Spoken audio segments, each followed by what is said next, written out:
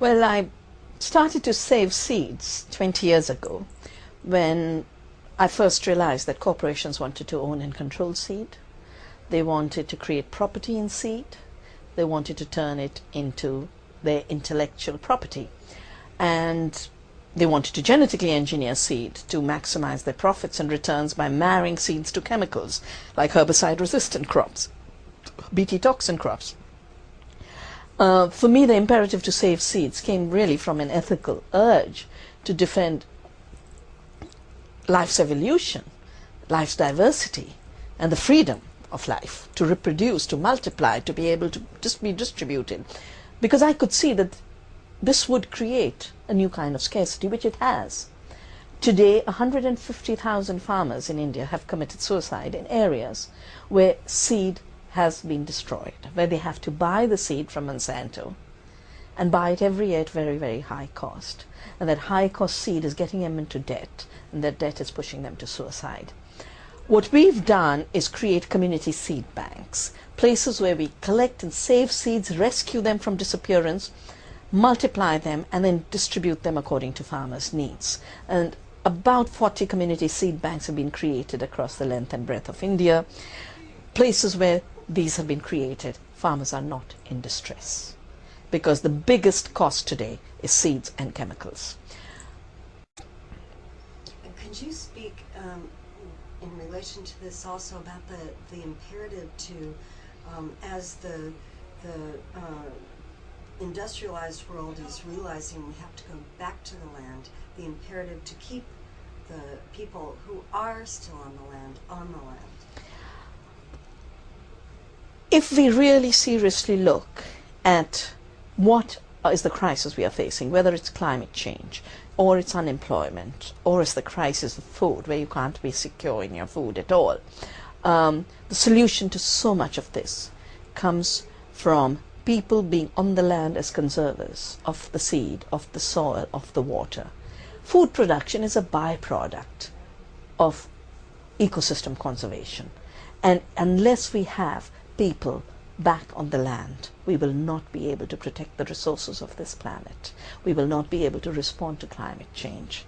Cities are the worst guzzlers of energies. They're highly unstable units in periods of vulnerability.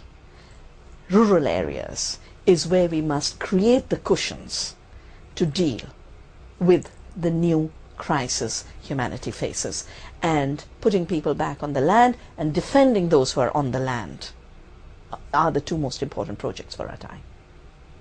So true. And what does the term deep democracy mean to you? How would you explain that to people in terms of your own experience? Over the years, freedoms of people have been reduced to a very shallow form of democracy. Going out to vote once in 5 years or 4 years, depending on your electoral process, not being able to hold those you've voted accountable. Once they've got in power, they do exactly as they please, as if the only role of people in a democracy is as vote banks. That is not democracy, because the decisions made by unaccountable leaders are pushing countries to war, destroying the planet with climate change, creating new corporate regimes that are destroying the fundamental freedoms of people, whether it's the right to live on the land, the right to save your seeds, the right to have safe food. To get those freedoms back, we need a deeper democracy. And that deeper democracy I have named Earth democracy. It is a democracy that's related to the Earth, in the sense that we are first and foremost citizens of the Earth, of the planet.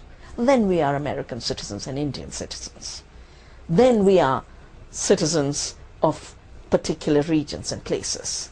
Then we belong to religions. Then we belong to races. But first and foremost, we are given a species form that is matched to the ecology of this beautiful, beautiful planet.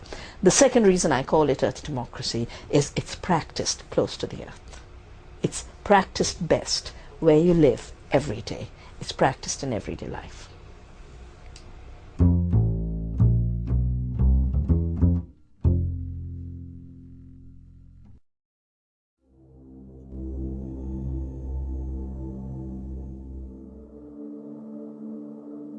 when the peace protest started, and then they culminated in that amazing coordinated expression on 15th of February, two things became very, very clear. First, that citizens are ready globally to be the real alternative to corporate rule. And secondly, they are organized on a world scale, that there is of organizing outside the global marketplace that corporations control. And that is the organizing of civil society on issues of justice and peace and sustainability. Now, at no point in that peace movement was there a separation from the anti-globalization movement. The agenda of anti-globalization and the agenda of peace had become one. And of course, it creates tremendous hope to see that happen. I think what we need to do is, and I keep saying that to my colleagues in the anti-globalization movement, just as the peace movement built on the anti-globalization movement, the next round of taking on free trade, so-called free trade treaties, the NAFTA, the WTO, and bringing back decent governance into our lives, it needs to build on that mobilization for peace. I have been part of mobilizations in India against the WTO, beginning with before the WTO came into being, 1993, 500,000 farmers I organized on the streets of India to tell our government, these treaties are going to destroy our lives, do not sign on. The way the governments could ignore the people and impose these treaties is the same as Tony Blair, Mr. Bush, trying to trivialize the democratic expression and democratic will of their people. Democracy is supposed to be a reflection of the popular will of the people. The day that popular will starts to get ignored, you have dictatorship. You might still call it creating democracy elsewhere. But the experience of democracy is leaders reflecting what their people want. And any leader who abuses that cannot be called a leader of a democratic society.